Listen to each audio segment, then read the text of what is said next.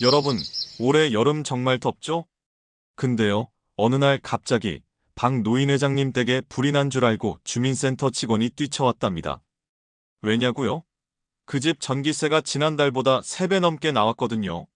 아니, 에어컨 틀었을 뿐인데 왜 전기세가 이리 나와요? 박 회장님은 억울하다고 소리치셨지만 고지서를 받아든 순간 얼굴이 하얘지셨답니다. 요즘같이 무더운 날 더위 피하려고 에어컨 켰다가 통장 잔고까지 시원하게 날아간 거죠. 이런 일 남의 일이 아닙니다. 우리 집도 당신 집도 언제든 겪을 수 있는 현실입니다. 그런데 말입니다. 똑같이 에어컨 켜고도 전기요금은 반밖에 안 나오는 집이 있다면 믿으시겠어요? 오늘 영상에서는 시원함은 그대로, 전기요금은 반값으로 줄이는 똑똑한 에어컨 사용법을 알려드리겠습니다.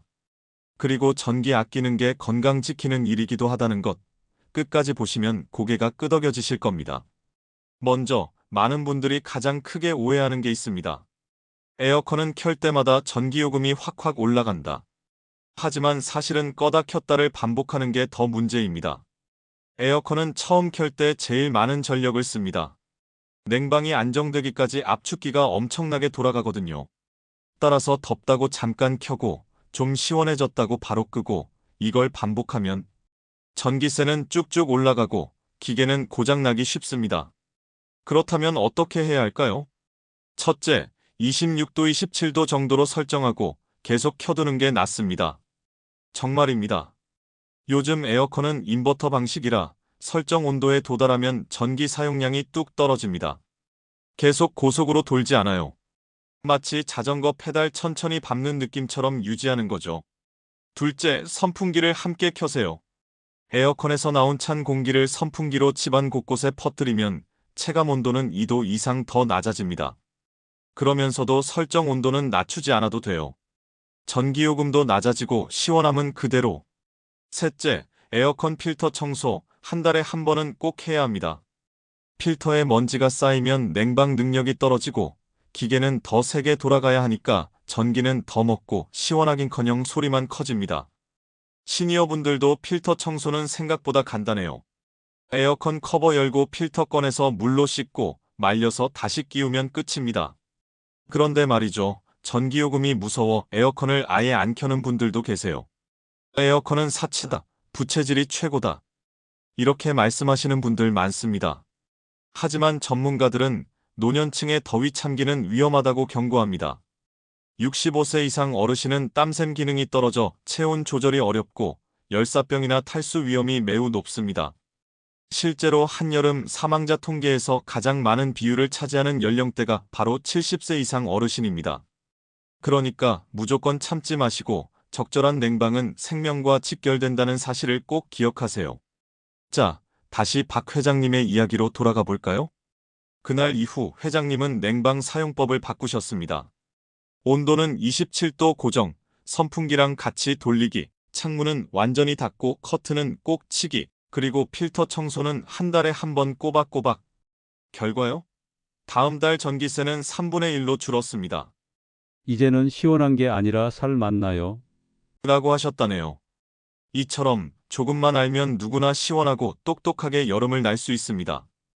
이야기를 이어가기 전에 잠시 시간 내주셔서 구독과 좋아요를 눌러주시면 영상을 만드는데 정말 큰 응원이 됩니다. 감사합니다. 여러분, 혹시 이런 경험 있으신가요? 한여름에 아무리 아껴 쓴다고 아껴 써도 전기요금 고지서가 도무지 줄어들지 않는 겁니다. 아무리 덥다 해도 낮엔 부채, 밤엔 찬물 샤워, 에어컨은 딱 3시간만 이렇게 참으며 살았건만 고지서에는 15만 원. 깜짝 놀라 한전에 항해 전화까지 했다는 분도 계셨습니다. 그런데 그분 전기요금 구조를 전혀 모르고 계셨더라고요. 바로 오늘 여러분께 꼭 알려드릴 것이 하나 있습니다. 대한민국의 전기요금은 단순히 얼마나 썼냐로만 계산되는 게 아니라는 사실입니다. 누진제 들어보신 적 있으시죠? 이게 참 무서운 구조입니다. 많이 쓰면 쓸수록 요금 단가가 기하급수적으로 올라갑니다. 그래서 조금 더 쓴 것 같은데도 요금은 2배, 3배 올라가는 겁니다. 누진세의 마법을 이해하려면 이렇게 생각하시면 됩니다. 마치 시장에서 과일을 살 때 사과 한 개는 1,000원이지만 10개를 사면 개당 2,000원이 되는 이상한 계산. 에어컨을 조금만 많이 써도 갑자기 단가 자체가 바뀌는 구조인 거죠. 그런데 이걸 줄이는 방법이 있긴 합니다. 한 가지 중요한 팁, 바로 전기요금 할인 혜택입니다. 많은 분들이 그런 건 젊은 사람들만 해당되는 거 아니냐 하시지만 아니에요. 시니어분들도 신청만 하면 받을 수 있는 할인들이 생각보다 많습니다. 우선 65세 이상 독거노인이나 기초생활수급자, 장애인 복지카드 소지자 등은 한전고객센터나 주민센터에 신청만 하면 월 기본요금 감면 혜택을 받을 수 있습니다. 감면 금액은 8,000원에서 많게는 16,000원까지. 이건 한 달 전기요금에서 큰 차이를 만듭니다. 그런데 안타깝게도 신청을 안 해서 혜택을 못 받는 분들이 수두룩합니다.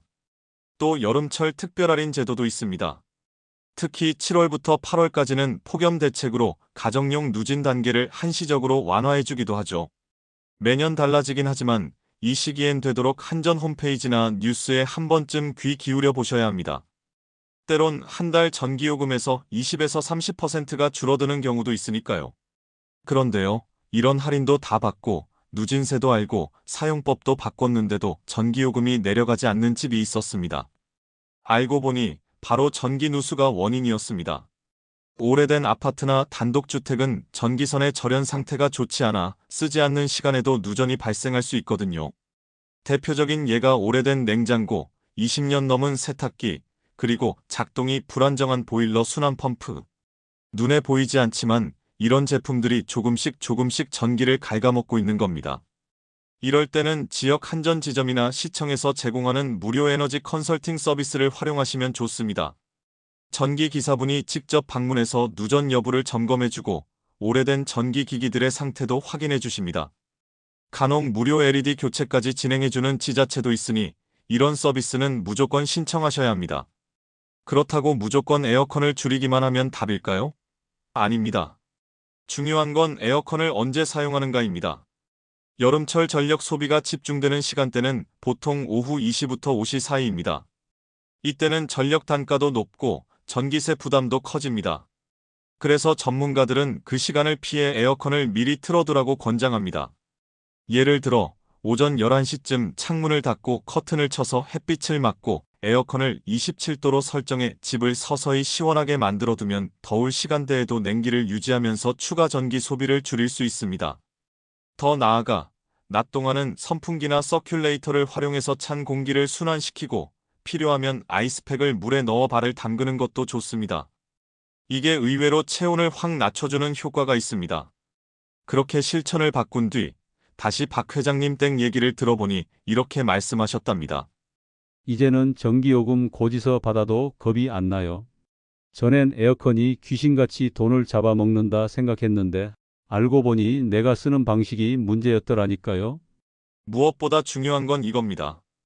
더위를 참는 건 건강을 해치는 일입니다. 그런데 똑같이 시원함을 느끼면서도 돈은 아낄 수 있는 길이 있다는 사실.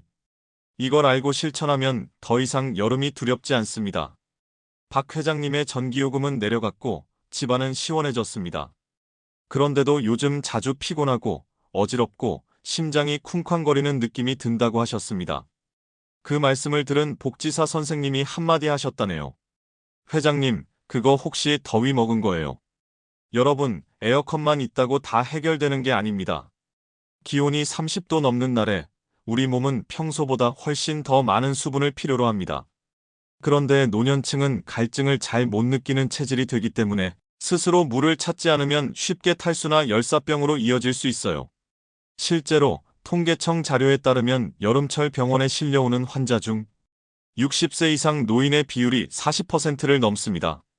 특히 더위를 참고자 하는 고집이 가장 큰 문제라고 의료진은 말합니다. 그러니 올여름엔 물은 약이다 생각하고 의식적으로 챙겨 마셔야 합니다. 그렇다면 어느 정도 마셔야 하냐고요? 하루 1.5리터에서 2리터, 즉 종이컵으로 8잔 정도가 좋습니다. 한 번에 많이 마시는 것보다 30분에서 1시간마다 한두 모금씩 자주 마시는 게 훨씬 효과적입니다. 물 대신 시원한 커피나 이온 음료를 드시는 분들도 많은데요. 카페인 음료는 오히려 탈수를 유발할 수 있으니 여름엔 물이나 보리차, 옥수수 수염차가 제격입니다. 이제 건강한 여름을 위한 전기 없이도 시원한 생활법을 알려드릴게요. 무더운 날씨에 집을 시원하게 만드는 첫걸음은 바로 햇빛 차단입니다. 아침 9시부터 오후 5시까지는 햇볕이 직접 들어오지 않도록 커튼을 꼭 쳐주세요. 요즘은 햇빛을 막아주는 암막 커튼도 저렴하게 나옵니다. 하루 종일 커튼 하나만 잘 활용해도 실내 온도가 2에서 3도나 내려갑니다. 또 하나, 찜통이 된 방을 식히는 최고의 비법은 바로 공기의 흐름을 만드는 것입니다. 한쪽 창문만 여는 것이 아니라 대각선 창문을 함께 열어 맞바람이 통하게 하면 바람이 멈춘 날에도 자연스러운 공기 순환이 일어납니다. 이건 마치 자연이 주는 선풍기라고도 할 수 있죠. 그리고 잠자리는 무조건 시원해야 합니다. 몸이 뜨거운 상태로 잠들면 숙면이 어렵고 아침까지 피로가 남습니다.